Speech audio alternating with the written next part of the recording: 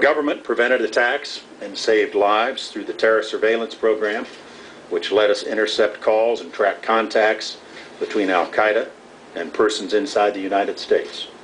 The program was top secret, and for good reason, until the editors of the New York Times got it and put it on the front page. After 9/11, the Times had spent months publishing the pictures and the stories of every single individual killed by Al-Qaeda on 9/11. Now here was that same newspaper publishing secrets in a way that could only help Al-Qaeda. It impressed the Pulitzer Committee, but it damn sure didn't serve the interest of our country or the safety of our people. In the years after 9/11, our government also understood that the safety of the country required collecting information known only to the worst of the terrorists. And in a few cases, that information could be gained only through tough interrogations. Excuse me.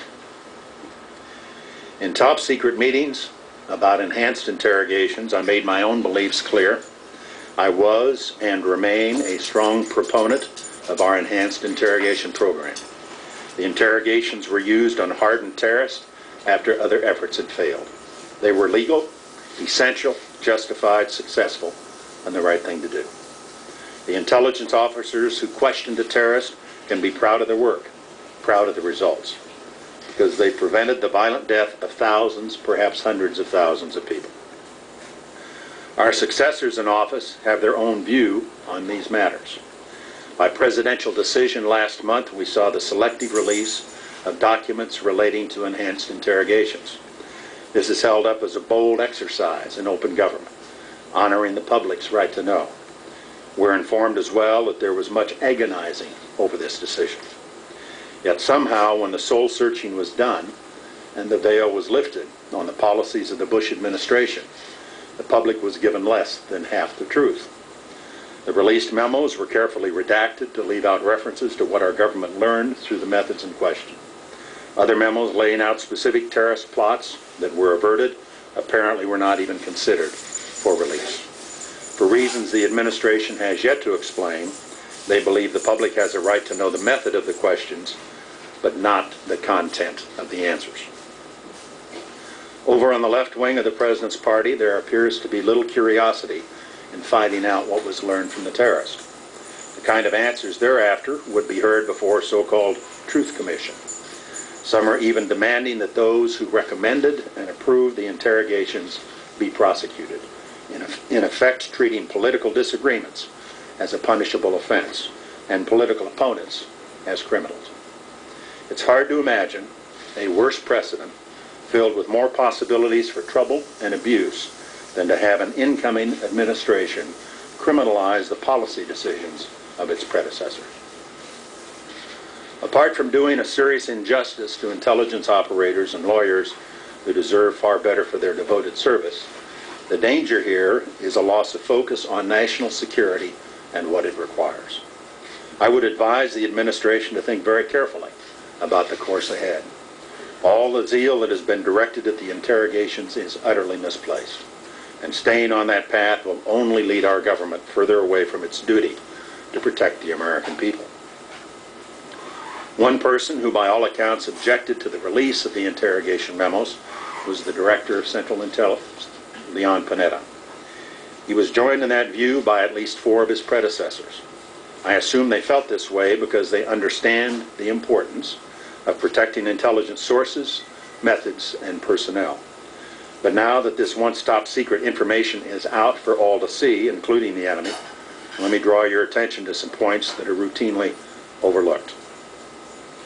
It is a fact that only detainees of the highest intelligence value were ever subjected to enhanced interrogation.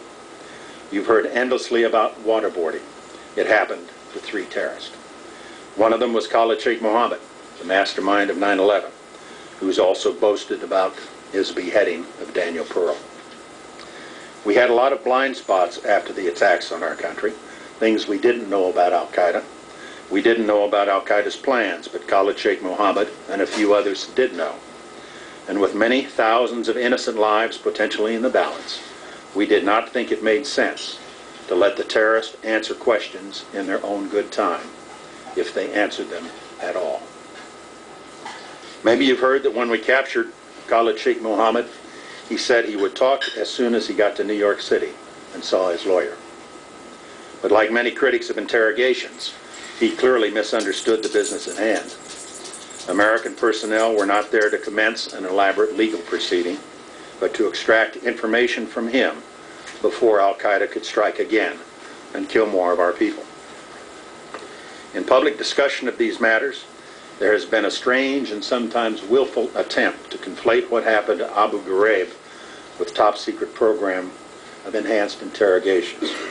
At Abu Ghraib, a few sadistic prison guards abused inmates in violation of American law, military regulation, and simple decency. For the harm they did to Iraqi prisoners and to America's cause, they deserved and received Army justice.